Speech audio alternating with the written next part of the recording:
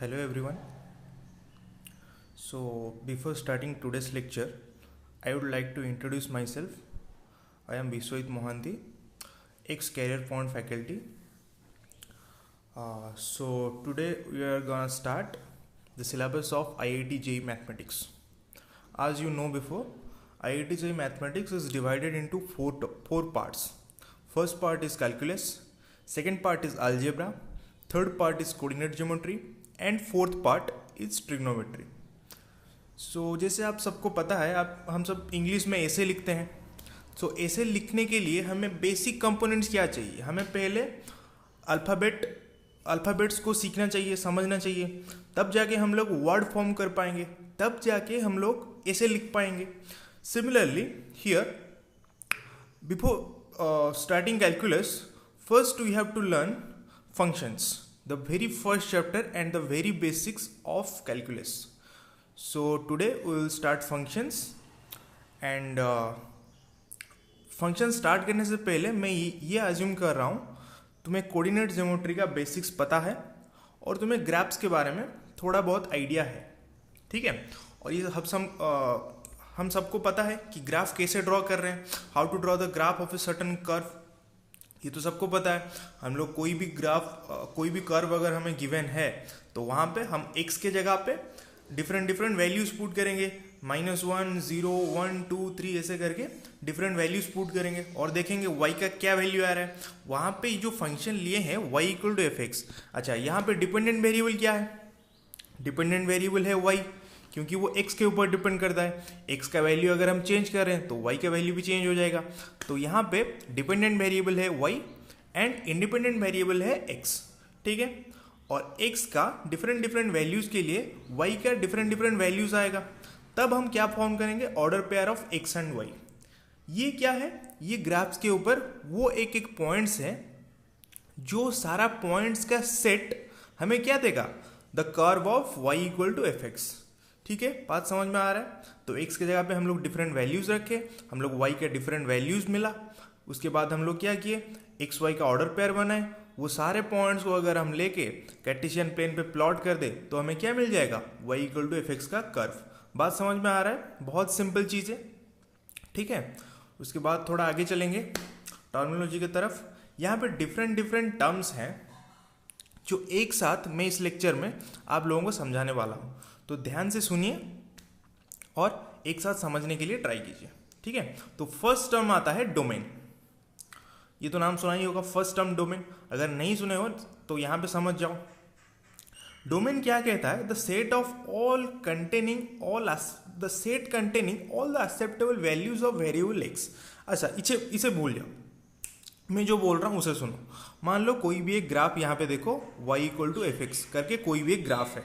ठीक है. अगर ग्राफ के ऊपर से हम लोग टर्च मारे, मीन्स ग्राफ के ऊपर से हम लोग लाइट एक डाले, तो ग्राफ का जो शैडो वो एक्स एक्सिस के ऊपर आएगा. एक्स एक्सिस ऊपर में कहाँ से कहाँ तक जाएगा? यहाँ पे जो लेफ्ट मोस्ट पॉइंट है उसका शैडो आएगा 2 पे, और जो राइट मोस्ट पॉइंट है उसका शैडो आएगा 5 पे. बात समझ में आ रहा है? मीन्स उसका कहने का मतलब है ग्राफ में हम लोग एक्स एक्सिस में कहाँ से कहाँ तक मूव कर पाएंगे. या अगर हम ऊपर से एक टॉर्च डालें तो उसका शैडो, उसका प्रोजेक्शन ग्राफ का एक्स एक्सिस में कहाँ से कहाँ तक जाएगा. ये तो 2 से लेकर 5 तक जाएगा, ये तो ऑब्वियस है. तो इस फंक्शन का डोमेन हो गया यहाँ पे क्लोज्ड ब्रैकेट 2 से 5. अच्छा, मैं ये अज्यूम कर रहा हूँ कि क्लोज्ड ब्रैकेट सबको पता होगा. क्लोज्ड ब्रैकेट का मतलब है 2 और 5 इंक्लूडेड है. इस डोमेन में 2 और 5 इंक्लूडेड है. तो वहाँ पे वही चीज़ लिखा है, the set containing all the acceptable values of variable x. Graphically domain is covered portion of x axis which is covered by the graph. बात समझ में आ रहा है? मीन्स एक्स एक्सिस में हम लोग कौन कौन सा पॉइंट ले सकते हैं, तब जाके हमें y का कुछ वैल्यू मिलेगा. मान लीजिए 2 के लेफ्ट में अगर हम कोई भी पॉइंट लें तो उसके लिए y का कुछ वैल्यू नहीं मिलेगा, क्योंकि वहाँ पे ग्राफ एग्जिस्ट नहीं करता है, तो वो हमारा डोमेन में नहीं आएगा. 2 के लेफ्ट में सारा पार्ट हमारा डोमेन में नहीं आएगा. और 5 के राइट में अगर हम कोई भी पॉइंट लेते हैं तो उसके ऊपर भी हम जाएँ तो वहाँ पे भी ग्राफ नहीं मिलेगा. मीन्स 5 के राइट में हमें भी कोई पॉइंट डोमेन में नहीं मिलेगा, इसलिए हमारा डोमेन क्या हो गया. और 2 से 5 के अंदर में अगर हम कोई भी पॉइंट रखें उसके लिए y का कुछ वैल्यू आएगा, क्योंकि वो ग्राफ को कट कर जाएगा और y एक्सिस में कुछ वैल्यू देगा. बात समझ में आ रहा है ना? ओके. तो यहाँ पे ये फंक्शन का डोमेन हो गया क्लोज ब्रैकेट 2 to 5. समझ में आ रहा होगा, इजी। अच्छा, ये नेक्स्ट वाला ग्राफ को देखो, यहाँ पे दो ब्रांचेस हैं, एक ब्रांच है ए बी और एक ब्रांच है सी डी। बात समझ में आ रहा है? अच्छा, तो यहाँ पे अगर हमें डोमेन पूछेगा तो डोमेन क्या हो जाएगा यहाँ पे? अच्छा, लेफ्ट मोस्ट पॉइंट कौन है?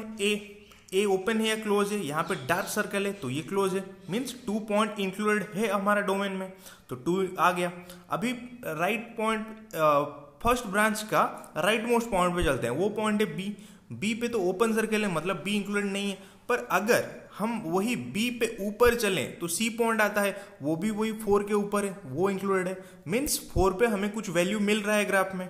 ठीक है, समझ में आ रहा है?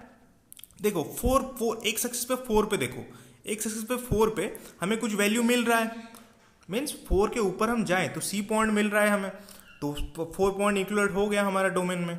ठीक है, अच्छा अभी हम राइट मोस्ट पार्ट पे चलेंगे। राइट मोस्ट पार्ट में हमें मिलेगा 7 के ऊपर। 7 ग्राफ डोमेन में नहीं आएगा, क्यों? अगर हम 7 के ऊपर चलें तो वहाँ पे ग्राफ नहीं है, क्योंकि वहाँ पे हॉलो सर्कल बना हुआ है यहाँ पे, समझ में आ रहा है ना? तो 7 हमारा डोमेन में नहीं आएगा, तो यहाँ पे हमारा डोमेन हो गया 2 से लेके 7।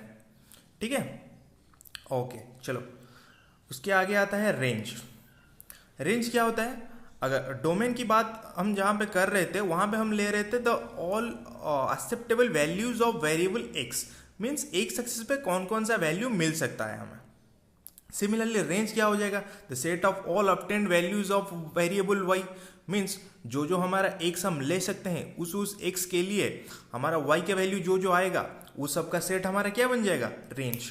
बात समझ में आ रहा है? सेमी कर्व में अगर हम रेंज की बात करें तो वाई एक्सिस में अगर हम राइट मोस्ट साइड से एक लाइट गिराएं या टर्च मारें तो ग्राफ का प्रोजेक्शन वाई एक्सिस पे क्या आएगा? 1 से लेके 5 तक। उसके आगे तो ग्राफ जाएगा नहीं, या उसके नीचे भी ग्राफ जाएगा नहीं। शैडो हमारा 1 से लेके 5 तक आएगा, और 1 पे क्लोज 5 पे भी क्लोज। तो ये फंक्शन के लिए हमारा रेंज क्या हो गया? 1 से लेके 5 दोनों क्लोज ब्रैकेट। बात समझ में आ रहा है? और मिडिल में भी कोई मतलब ये सब पॉइंट नहीं है कि जो ग्राफ के अंदर नहीं आ रहे हैं, सारा पॉइंट्स आ रहे हैं, तो हमारा रेंज हो गया 1 से लेके 5। ठीक है, इजी। उसके आगे चलते हैं। अच्छा, ये कॉन्सेप्ट समझना इंपॉर्टेंट है। आगे आता है रूट्स, थर्ड पॉइंट में। ओके, रूट्स क्या है? मैं सिंपल चीजें में समझता हूं। एक ग्राफ जहां जहां पे एक्स एक्सिस को कट कर रहा है, हमें कोऑर्डिनेट ज्योमेट्री में ये पढ़ा है, एक्स एक्सिस के ऊपर कोई भी पॉइंट रख दें, हम एक्स एक्सिस के ऊपर कोई भी पॉइंट रख दें, उसका वाई कोऑर्डिनेट क्या होता है? 0, या उसका वाई कोऑर्डिनेट क्या आता है? 0 आता है। तो हम ग्राफ जो जो पॉइंट पे एक्स एक्सिस को कट कर रहा है, सारा पॉइंट्स के लिए वाई कोऑर्डिनेट क्या होगा? 0। और हमारा रूट का डेफिनेशन भी वही है, the value of x for which y equal to 0। Means basically वो ये कहना चाह रहा है, रूट क्या है? The x coordinate of point of intersection of the graph with x axis. X axis को ग्राफ कितने पॉइंट पे कट कर रहा है, नंबर ऑफ रूट्स उतना हो जाएगा। अगर वो रूट पूछेगा रूट क्या है, तो ये बता देना है कि x coordinate of point of intersection हमें। देखो मान लो जैसे फर्स्ट ग्राफ में ये यहाँ पे 3.3,0 पे एक्स एक्सिस को कट कर रहा है, तो वहां पे एक रूट मिल गया, और रूट क्या हो गया? 3। अगर वो पूछेगा नंबर ऑफ रूट्स, तो नंबर ऑफ रूट्स बोल देना 1। अगर वो पूछेगा what is the root, then 3। ठीक है, अभी नेक्स्ट कर्व पे देखो। नेक्स्ट कर्व में ये क्यूबिक इक्वेशन का कर्व है। यहाँ पे हमारा ग्राफ एक्स एक्सिस को 3 पॉइंट पे कट कर रहे हैं, एक -2,0 पे, एक 1,0 पे एंड एक 4,0 पे। तो यहाँ पे हमारा नंबर ऑफ रूट्स कितना हो गया? 3। एंड अगर वो रूट्स पूछेगा तो रूट्स क्या हो जाएगा? -2, 1 एंड 4। यहाँ पे 3 रूट्स हो गए। बात समझ में आ रहा है? सिंपल। हमारा ग्राफ एक्स एक्सिस को जहां जहां पे कट करेगा वो सारा पॉइंट्स का एक्स कोऑर्डिनेट हमें क्या दे देगा? सिंपली रूट्स दे देगा। इजी, समझ में आ रहा है? ओके, आगे चलते हैं। Maximum value and minimum value. अच्छा, ये क्या है? देखो यहाँ पे कोई भी नॉर्मल सा ग्राफ है, कोई भी रैंडम ग्राफ हमने ले लिया है वो। अच्छा, हमें देखना है वाई एक्सिस पे वो कहाँ से कहाँ तक वेरी कर रहा है। देखो वाई एक्सिस पे वो -2 से लेके ए पॉइंट के साइड में है -2 और बी पॉइंट के साइड में है 4। ठीक है, तो वाई एक्सिस में वो मैक्सिमम कहां तक जा पाएगा? वाई एक्सिस में वो मैक्सिमम जा पाएगा 4 तक। तो यहां पे एफ मैक्स हो गया वाई कोऑर्डिनेट ऑफ बी 4, और वाई एक्सिस में वो मिनिमम कहां तक आ पाएगा? -2 तक। तो यहां पे हमारा एफ मिनिमम हो गया या minimum value of the function हो गया -2। बात समझ में आ रहा है। अगर वो हमसे रेंज पूछ रहा है, अगर वो हमसे रेंज पूछ रहा है तो यहाँ पे रेंज क्या हो जाएगा, रेंज हो जाएगा हमारा -2 से लेके 4 तक, यहाँ पे रेंज -2 से लेके 4। अगर वो हमसे डोमेन पूछ रहा है तो डोमेन क्या हो जाएगा, एक्स एक्सिस पे देखो कहाँ से कहाँ तक ग्राफ वेरी कर रहा है। ये देखो ए पॉइंट से लेके बी पॉइंट तक, मीन्स ए पॉइंट का कोऑर्डिनेट अगर 1 होता है और बी पॉइंट का 5 होता है तो हमारा डोमेन क्या हो जाएगा, 1 से लेके 5 दोनों क्लोज ब्रैकेट, क्योंकि पॉइंट ए और पॉइंट बी दोनों पॉइंट ग्राफ में इंक्लूडेड हैं। बात समझ में आ रहा है। ओके अच्छा, यहाँ पे अगर कोई भी फंक्शन दिया है, अगर उसका रेंज दे दिया है -5 क्लोज 7 ओपन, अच्छा -5 से लेके 7 तक और 7 इंक्लूडेड नहीं है, ये हमसे एफ मैक्स और एफ मिन अगर पूछेगा तो हम लोग क्या बोलेंगे, एफ मिनिमम तो सिंपल है, एफ मिनिमम क्या है यहाँ पे -5। एफ मैक्स के केस में कुछ लोग यहाँ पे बोलेंगे, कुछ बच्चे यहाँ पे बोलेंगे कि 7 ले लिया जाए क्योंकि 7 है, बट 7 तो हमारा ग्राफ में इंक्लूडेड नहीं है तो हम 7 नहीं बोल सकते क्योंकि 7 हमारा ग्राफ में आएगा ही नहीं। ठीक है, तो 7 हम ले नहीं सकते। 7 से जस्ट छोटे वाला नंबर, कुछ बच्चे यहाँ पे बोलेंगे कि सर 6.9 ले लिया जाए। 6.9 भी कैसे ले लें, 6.99 भी तो ग्राफ में आता है और वो तो 6.9 से भी बड़ा है, तो एफ मैक्स तो वहाँ पे 6.99 हो गया, नहीं वो भी नहीं होगा। क्यों, क्योंकि 6.999 ये भी ग्राफ में आता है और ये 6.9 से भी बड़ा है, तो ऐसे करके हम यहाँ पे मैक्सिमम वैल्यू फाइंड नहीं कर सकते। तो यहाँ पे जहाँ पे हमारा एफ मैक्स पे ओपन ब्रैकेट लगा होगा तो वहाँ पे एक मैक्स क्या होता है, डज नॉट एग्जिस्ट। हम मैथ में कुछ एज्यूम, मतलब कुछ पर्टिकुलर सोल्यूशन अगर हमें पता है तब हम बोलेंगे, हम अप्रोक्सीमेट आंसर नहीं देंगे। बात समझ में आ रहा है। कुछ लोग यहाँ पे बोलेंगे, जो 12th के बच्चे हैं, लिमिट्स पढ़ चुके हैं, वो बोलेंगे सर लिमिट्स में तो ऐसा होता है, पर लिमिट्स में जब मैं पढ़ाऊंगा, लिमिट्स का जब मैं क्लास लूँगा तब तुम्हें ये पता चल जाएगा कि वहाँ पे भी अप्रोक्सीमेट वैल्यू नहीं होता है, वहाँ पे भी एग्जैक्ट वैल्यू होता है। ठीक है, तो उसके लिए बाद में डिस्कस करेंगे। तो यहाँ पे एफ मैक्स क्या हो गया, डज नॉट एग्जिस्ट। ठीक है, उसके बाद आते हैं असिम्प्टोट पे। अच्छा, असिम्प्टोट क्या है, ये एक स्ट्रेट लाइन है। सिंपल सा चीज़ मैं समझाता हूँ, समझने की ट्राई करो। ये एक स्ट्रेट लाइन है, जिस लाइन को हमारा ग्राफ कहाँ तक अप्रोच करेगा, इन्फानाइट तक अप्रोच करेगा। मीन्स हमारा ग्राफ इन्फानाइट तक जाएगा जाएगा जाएगा, ये लाइन के पास आता रहेगा लेकिन ये लाइन को टच नहीं करेगा। बात समझ में आ रहा है। यहाँ पे सिंपल सा लाइन में लिखा है, it is a straight line. मैं पहले ही बोल चुका हूँ ये एक स्ट्रेट लाइन है। If exist towards which graph of a function approaches indefinitely. Okay, हमारा ग्राफ इनडेफिनेटली एक लाइन की तरफ अगर अप्रोच कर रहा है तो वो लाइन हमारे ग्राफ के लिए क्या हो जाएगा, असिम्प्टोट हो जाएगा। हाँ, ऐसा जरूरी नहीं है कि सारा ग्राफ का असिम्प्टोट हो। बात समझ में आ रहा है। ग्राफ कोई भी हो उसका असिम्प्टोट हो सकता है, नहीं भी हो सकता है। ऐसा जरूरी नहीं है कि सारा ग्राफ का असिम्प्टोट हो। ठीक है, और असिम्प्टोट अगर एग्जिस्ट कर रहा है तो वो एक स्ट्रेट लाइन होगा, उसके अलावा कुछ हो ही नहीं सकता। ठीक है, अगर असिम्प्टोट एग्जिस्ट कर रहा है तो इसका मतलब ये क्या है, ग्राफ हमारा इन्फानाइट तक अप्रोच कर रहा है। ठीक है, बात समझ में आ रहा है। ये वाला ग्राफ देखो, यहाँ पे एक फंक्शन का ग्राफ लिया हूं मैं y=fx, ये अप्रोच कर रहा है इन्फानाइट तक, और यहाँ पे असिम्प्टोट क्या हो गया, x एक्सिस। तो इसका इक्वेशन क्या हो जाएगा, x का इक्वेशन क्या है, y=0। बात समझ में आ रहा है। ओके, नेक्स्ट चलो। और जिसको समझ में नहीं आ रहा है, जो पीछे जाके रिवाइंड करके भी देख सकते हो, आराम से अच्छे लैंग्वेज में मैं समझाया हूँ, आराम से पीछे जाके देख सकते हो। ठीक है, अच्छा यहाँ पे एक ग्राफ बनाया हूँ मैं। यहाँ पे देखो, ये वाला ग्राफ को अच्छे से देखो। ये वाला ग्राफ में देखो यहाँ पे कितने असिम्प्टोट है। ये y एक्सिस को अप्रोच कर रहा है ऊपर की तरफ, इन्फिनिटी तक गया है, और ये यहाँ पे y=3 लाइन को भी अप्रोच कर रहा है, x एक्सिस के डायरेक्शन में गया है इन्फिनिटी तक। तो यहाँ पे ये जो ग्राफ हमने बनाया है इसका दो असिम्प्टोट आ गया। एक असिम्प्टोट तो हो गया y एक्सिस, उसका इक्वेशन है x=0, एंड और एक असिम्प्टोट आ गया y=3। तो यहाँ पे दो असिम्प्टोट हैं। तो एक यहाँ पे हॉरिजॉन्टल असिम्प्टोट जिसका इक्वेशन क्या है, हॉरिजॉन्टल असिम्प्टोट का इक्वेशन है y=3, एंड एक वर्टिकल असिम्प्टोट, उसका इक्वेशन है y एक्सिस या x=0। तो यहाँ पे अगर वो हमसे डोमेन पूछ रहा है, डोमेन में बोला था क्या एक्स एक्सिस पे फंक्शन कहाँ से कहाँ तक वेरी कर रहा है। एक्स एक्सिस पे देखो, एक्स एक्सिस पे 0 तक तो जा रहा है पर 0 को टच नहीं कर रहा है, 0 तक अप्रोच कर रहा है। तो ओपन ब्रैकेट 0 से लेके इन्फिनिट। ठीक है, अगर हम रेंज की बात करेंगे तो हम देखेंगे y एक्सिस पे फंक्शन कहाँ से कहाँ तक वेरी कर रहा है। रेंज में देखो y=3 लाइन को ग्राफ तो अप्रोच कर रहा है, पर y=3 पे कभी नहीं आएगा। सो 3 पे ओपन, इन्फाइनाइट पे ओपन। ठीक है, अगर हम रूट की बात करेंगे, ये ग्राफ तो एक्स एक्सिस को कट नहीं कर रहा है, सॉरी ये ग्राफ तो एक्स एक्सिस को कट नहीं कर रहा है, तो इसीलिए रूट कोई भी नहीं आएगा इस ग्राफ का। अगर हम एफ मैक्स की बात करें, ये ग्राफ तो इन्फाइनाइट तक अप्रोच किया है, तो एफ मैक्स भी डज नॉट एग्जिस्ट।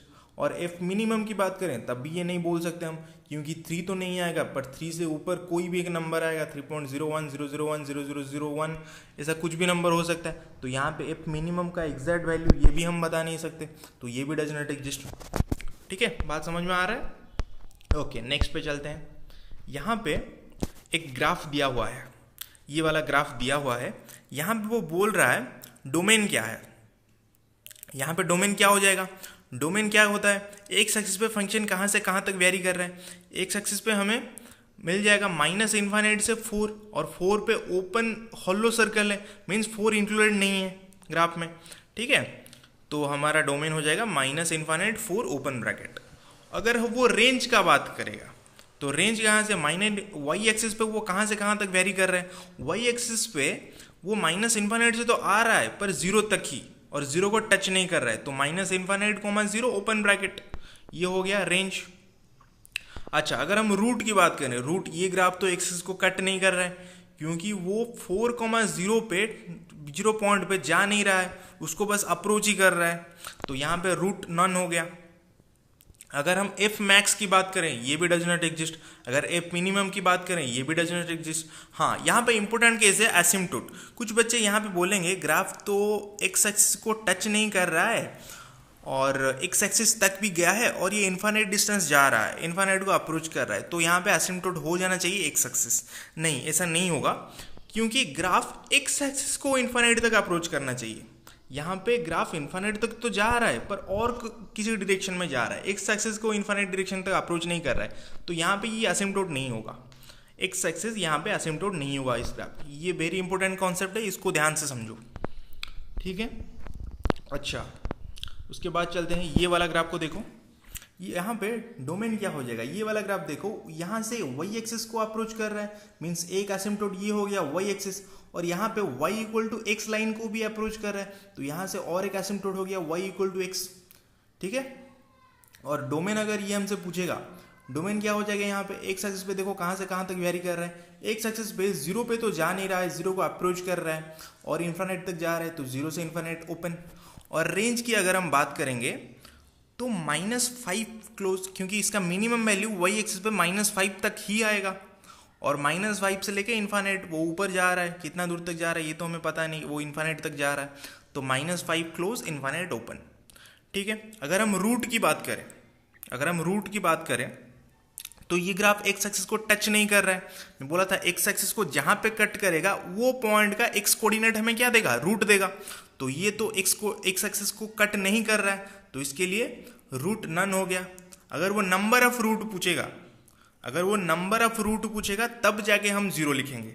अगर वो रूट पूछ रहा है तो हम रूट = 0 नहीं लिख सकते। बात समझ में आ रहा है? अगर वो नंबर ऑफ रूट पूछेगा तब जाके हम 0 लिखेंगे।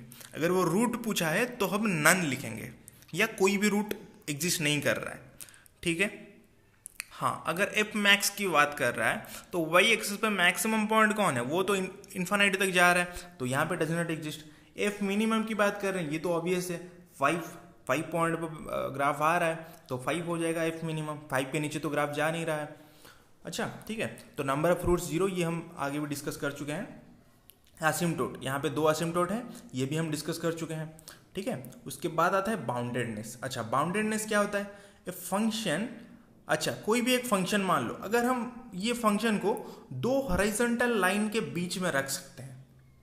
ठीक है, अगर एक फंक्शन को 2 हॉरिजॉन्टल लाइन के बीच में यहाँ पे रख सकते हैं, तो ये क्या हो जाएगा, ये फंक्शन बाउंडेड हो जाएगा। बात समझ में आ रहा है? सिंपल सी लैंग्वेज में, अगर ये रेंज ऑफ द फंक्शन यहाँ पे लिखा हुआ है, मान लो कुछ भी लिखा हुआ है, range of the function -5 to लेके 50,000, -5, 50,000, तो ये फंक्शन कहाँ से कहाँ किस से किसके बीच में है, -5 से लेके 50,000 के बीच में है। तो यहाँ पे मैं कोई भी नंबर अगर मान लूँ, 1 लाख शायद मैं ले रहा हूँ, 1 लाख मान लो मैं ले रहा हूँ, तो 1,00,000 ऊपर और ऊपर वाई एक्सिस में पॉजिटिव डायरेक्शन में 1,00,000 और नेगेटिव डायरेक्शन में -1,00,000, इसके बीच में ग्राफ आ जाएगा, तो ये ग्राफ बाउंडेड हो गया।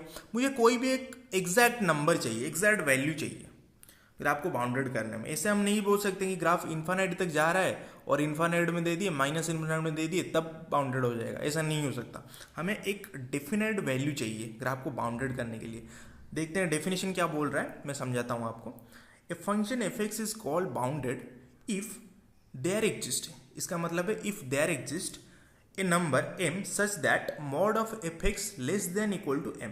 मीन्स बात वही है, हमें कोई भी नंबर m चाहिए जिसके नीचे मतलब ग्राफ हमारा पॉजिटिव m से लेके नेगेटिव m के बीच में लाई करेगा। बात समझ में आ रहा है? ऐसे समझो, ग्राफ हमारा पॉजिटिव m से लेके नेगेटिव m के बीच में लाई करेगा, तब जाके हम बोल सकते हैं ये ग्राफ क्या है, बाउंडेड है। ठीक है, अगर हमारा ग्राफ यहाँ पे कोई भी एक दिया है -∞ से लेके 3, तो हम ये नहीं बोल सकते कि ये ग्राफ बाउंडेड है, क्योंकि नीचे लोअर बाउंड यहाँ हमें मिलेगा नहीं। ठीक है, तो यहाँ पे अगर वो हमसे पूछेगा लोअर बाउंडेड है कि नहीं है, तो हम बोलेंगे नो। अगर वो पूछेगा अपर बाउंडेड है कि नहीं है, तब बोलेंगे येस, क्योंकि ये ऊपर में बस 3 तक ही जा रहा है, तो 3 के आगे कोई भी नंबर उठा के हम रख देंगे, तो ये बाउंडेड हो गया। अच्छा, अगर वो हमसे पूछ रहा है अपर बाउंड हम क्या बोलेंगे यहाँ पे 3। क्यों? हम मिनिमम कहाँ आ सकते हैं ग्राफ को बाउंड करने के लिए, 3 तक ही आ सकते हैं, तो it should be a specific number. हमने यहाँ पे ले लिया 3। ठीक है, अपर बाउंड मिनिमम क्या हो सकता है, 3 हो सकता है। अच्छा, अगर रेंज ऑफ द फंक्शन -∞ से 3 ओपन होता, तब भी हम बोलते अपर बाउंड 3, लेकिन यहाँ पे एक कंडीशन आ रहा है, 3 इज नॉट इंक्लूडेड। हम लोग ऐसे यहाँ पे बोलते हैं अपर बाउंड यहाँ पे भी 3 होता, बट 3 इज नॉट इंक्लूडेड। ठीक है, या हम लोग यहाँ पे लेते but upper bound is not taken by the function. ठीक है, बात समझ में आ रहा है? ओके, यहाँ पे मैं सिंपल लाइन में लिखा हूँ, if we can draw 2 horizontal lines in between which our graph exists, our function is bounded, where line should be at some finite distance, या line should be at some finite distance, तब जाके हम बोल पाएंगे ये bounded है। अगर graph infinite वो अप्रोच कर रहा है वाई एक्सिस के डायरेक्शन में, ऊपर या नीचे हो, तो हम ये नहीं बोल सकते कि ग्राफ बाउंडेड है, तब तो ग्राफ अनबाउंडेड हो जाएगा। ठीक है, यहाँ पे सिंपल सा ग्राफ में लिया हूँ, ये वाला ग्राफ को देखो, यहाँ पे 3 ग्राफ्स हैं, तो ये पहला वाला ग्राफ में देखो, ये बाउंडेड है क्या? हाँ है। ये लोअर बाउंडेड है क्या? हाँ है। ये अपर बाउंडेड है क्या? हाँ है। ओके, सो ये ग्राफ, अच्छा ये ग्राफ के लिए देखो, ये अपर बाउंडेड है क्या? हाँ है। लोअर बाउंडेड है। अच्छा, लोअर बाउंड कितना हो जाएगा? -1। अपर बाउंड कितना हो जाएगा? 3 हो जाएगा। अपर बाउंड क्योंकि यहाँ 3 तक जा रहा है, और 3 not taken by the function. अच्छा, ये छोटे वाला ग्राफ पे आते हैं। यहाँ पे ये ग्राफ इन्फाइनाइट तक अप्रोच कर रहा है, तो ये ग्राफ क्या हो जाएगा? बाउंडेड नहीं होगा, क्योंकि ये ग्राफ ऊपर वाई एक्सिस की तरफ इन्फाइनाइट की तरफ जा रहा है। और लोअर बाउंड क्या होगा यहाँ पे? लोअर बाउंड तो 2 ही है, अपर बाउंड कोई नहीं है। अपर बाउंड क्योंकि वो इन्फाइनाइट डायरेक्शन तक जा रहा है, लोअर बाउंड तो 2 है, और 2 टेकन बाय द फंक्शन, क्योंकि यहाँ पे डार्क सर्कल है। ये हॉलो सर्कल अगर होता तो 2 हम इंक्लूड नहीं करते। ठीक है, अच्छा ये वाला ग्राफ को देखते हैं। यहाँ पे ये ग्राफ बाउंडेड है क्या? हाँ है, क्योंकि 0 से लेके 4 के बीच में ये ग्राफ रह रहा है। लोअर बाउंडेड है क्या? हाँ है। अपर बाउंडेड है क्या? हाँ है। अगर वो हमसे पूछेगा lower bounded, is it lower bounded, तब हम ये नहीं बोल सकते कि 0। अगर वो हमसे पूछेगा लोअर बाउंड कितना है, what is the lower bound, तब हम यहाँ पे बोलेंगे कि 0। अगर वो हमसे पूछेगा अपर बाउंड कितना है, तब हम बोलेंगे 4। And both are not taken by the function, क्योंकि यहाँ पे 0 को अप्रोच कर रहा है पर 0 होगा नहीं, और यहाँ पे 4 को अप्रोच कर रहा है बट 4 होगा नहीं, ग्राफ कभी 4 पे जाएगा नहीं। ठीक है, अच्छा सिमिलरली ये वाला ग्राफ देखो, यहाँ पे तो वो इन्फाइनाइट तक ऊपर भी जा रहा है और इन्फाइनाइट तक नीचे भी आ रहा है, तो यहाँ पे ये बाउंडेड ही नहीं हुआ। ठीक है, ना तो लोअर बाउंड ना तो अपर बाउंड। ठीक है, अच्छा अब नेक्स्ट आते हैं पीरियडिक फंक्शन पे। जिसको कोई भी डाउट हो रहा है वो जाके पीछे वीडियोस फिर से दोबारा रिपीट करके देख सकते हो। अच्छा, यहाँ पे आते हैं पीरियडिक फंक्शन पे। अच्छा, पीरियडिक फंक्शन मीन्स अगर कोई भी इंटरवल का ग्राफ हम उठा के रख दें, अगर वही ग्राफ फिर से रिपीट हो रहा है तब वो फंक्शन क्या हो जाएगा, पीरियडिक हो जाएगा। या तो तुम ऐसे समझो या फिर ऐसे समझो, a function f x is said to be periodic if there exist a positive number t such that f of x plus t equal to f x. Means अगर फंक्शन पे अगर हम कोई पर्टिकुलर वैल्यू ऐड कर रहे हैं और function का वैल्यू फिर से वही सेम आ रहा है तब वो क्या हो जाएगा, पीरियडिक हो जाएगा। और पीरियड क्या बन जाएगा, वहां पे पीरियड बन जाएगा t। समझ में आ रहा है? ये वाला ग्राफ मैंने यहाँ पे बनाया है, देखो यहाँ पे y equal to f x graph है, कुछ ट्रायंगल जैसा बनाया हूँ मैं। और यहाँ से देखो अगर हम 0 से लेके 4 तक लेंगे तो यही ग्राफ फिर से रिपीट होगा आगे, यही ग्राफ फिर से रिपीट होगा आगे। -2 से लेके 2 से 2 तक ये भी 4 यूनिट डिस्टेंस है, सॉरी, और 2 से लेके 6 तक ये फिर से रिपीट हो रहा है। बात समझ में आ रहा है? तो यहाँ पे हम बोल सकते हैं ये ग्राफ क्या है, पीरियडिक है, क्योंकि हम कुछ पोर्शन को यहाँ पे काट दिए तो वही पोर्शन फिर से रिपीट हो रहा है।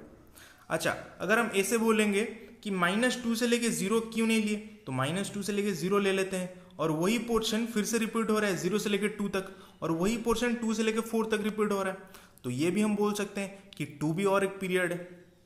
अच्छा, अगर हम ऐसे देखेंगे -2 से लेके -1 तक देखेंगे तो यहाँ पे -1 से लेके 0 तक कुछ और आ जा रहा है, वो रिपीट नहीं हो रहा है। अगर -2 से लेके 1 ऐसे आता और -1 से लेके 0 ऐसे आना चाहिए था, तब जाके वो पीरियडिक होता। बात समझ में आ रहा है? तो मिनिमम हम कहाँ तक आ पाए, मिनिमम 2 तक आ पाए, क्योंकि 2 डिस्टेंस में वो ग्राफ फिर से रिपीट हो रहा है। अब -1 से लेकर 1 के भी लेके देख दो, वो ऐसा है ग्राफ, फिर ग्राफ ऐसा आ रहा है। तो यहाँ पे फंडामेंटल पीरियड कितना हो गया, 2। फंडामेंटल पीरियड मीन्स मिनिमम कितना डिस्टेंस हम लोग ले रहे हैं तब जाके ग्राफ दोबारा रिपीट कर रहे हैं, ये हो गया हमारा फंडामेंटल पीरियड। बात समझ में आ रहा है?